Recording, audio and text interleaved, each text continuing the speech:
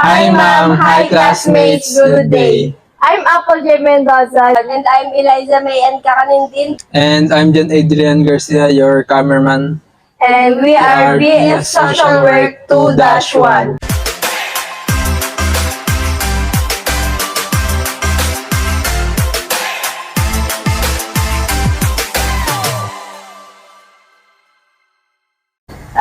Good afternoon po kuya. Kami po ay taga Wesleyan and ang course po namin is BS Social Work and nandito po kami para mag-interview sa inyo. Ang purpose po nito is para mabigyan po kami ng opportunity para ma-practice po namin yung interviewing skills po namin sa sarili po namin and sa subject po namin. And ang napili po naming interview is na sector is yung mga TODA or mga tricycle driver po na katulad nyo. Maaari po bang malaman kung ano pong pangalan nila? Ako nga pala si Michael Perez, Michael Perez. Sali, ilan taon na po kayo? 42. 42. Taga saan po kayo? Makatbo. Barangay Makatbo. So, pwede ko ba na itatanong kung meron po ba kayo kinakasama or single po ba kayo? Or may May pamilya? asawa na po. Ah, Married na po. Ilan po ba ang binubuhay niyo? Bali, 2 anak sa asawa ko. tapos di ba, sabi niyo nga po, meron po kayong 2 anak tapos may asawa. Tapos, pwede po bang malaman kung magkano po yung income niyo or yung minimum income na ano niyo po sa pagpapasada? Bali, hindi kasi pare-pareho. May time na, yung pinakamali ang income talaga mga 800 din. Up to 800 na hapon. Hanggang mula morning till 7 p.m. Maghapon na po yun. Hanggang Sa pamamasada po, magkano po yung pinakamalaki yung na kita po? yun nga, yung 800. Gaano na po kayo katagal sa ganitong trabaho po? 25 years. 25 years. Well, sumasapat po ba yung kinikita niyo sa araw-araw? Para Sa totoo lang, hindi. Dahil kasi sa kapila nung kumikita ka na 800 isang araw, makakapangutang ka pa rin sa mga nagpapangutang dahil sa mas mataas yung pangangailangan mo financial kesa doon sa kinikita.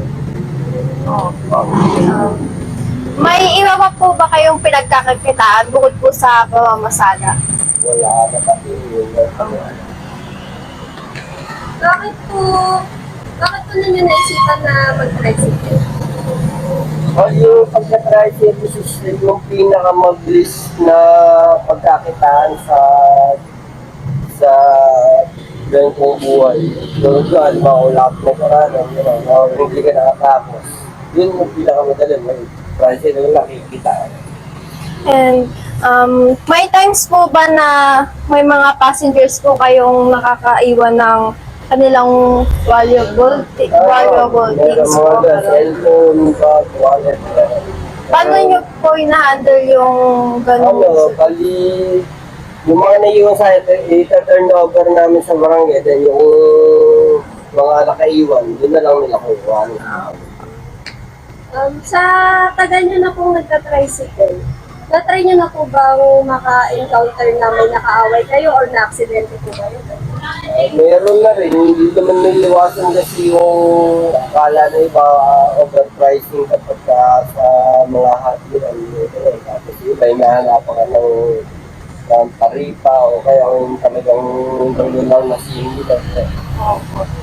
Pero na-try nyo na rin po namang ma-aksidente sa pagka-tricycle? Hindi ka naman. Paano nyo po ina-handle yung mga passengers or customers nyo po na mahirap pakisamahan? No choice kayo. Magsasawalang ibukan na lang kung ano may mga demand nila. Kasi andun na yun eh, sakay mo na siya, di mo sila pwedeng pababae. Napaka ano na yun, Oh.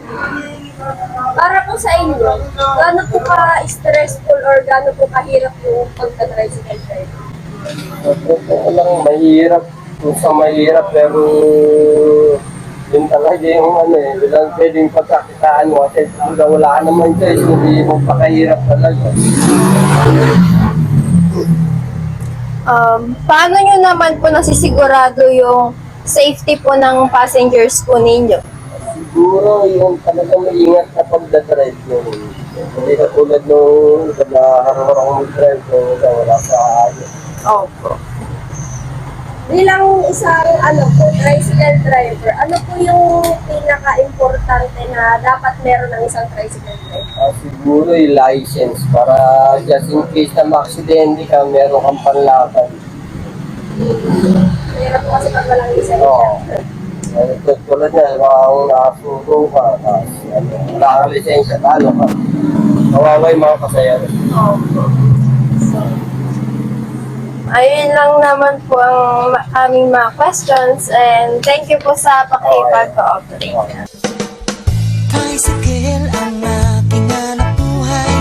Kakainin ko dito'y nakasalalay. Umaga pa lang, kumakayod na, para may panglangis at may panggasolina. Kailangan ko'y sipag at tiyaga, sa tagulang kahit basang-basa.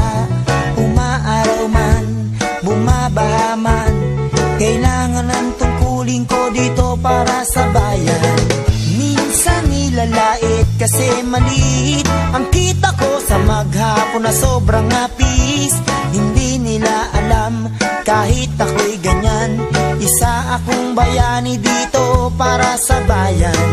Minsan kulang at minsan ay sobra ang bayad ng pasahero ko, minsan masungit pa kahit na ganito itong. Ang naging insights ko naman po sa pag-interview namin is hindi po ganun kalakihan yung kinikita ng mga nagta-tricycle driver. Although mahirap po yun kahit maghapon sila is parang hindi pa rin sumasapat sa pamilya nila yung kinikita nila. Kahit maghapon sila or kahit gaano kahirap yung ginagawa nila, nandun pa rin yung nangungutang pa rin sila kahit sabihin na natin may trabaho sila. Andun pa rin yung thinking na talaga na kailangan pa nilang mangutang para sumapat yung kikitain nila sa pang-araw-araw nila. Yung insight ko naman is kahit napakahirap po ng trabaho nila and yung sometimes may naiiwan na valuable things yung mga passengers is pinabalik pa po nila ito sa sa barangay hall ganon para po dun i-claim nung nakaiwan and na-realize ko po na meron pa rin po palang may mga mabuting kalooban na tricycle drivers and hindi po lahat is parang kinikim-kim na lang po yung hindi sa kanila.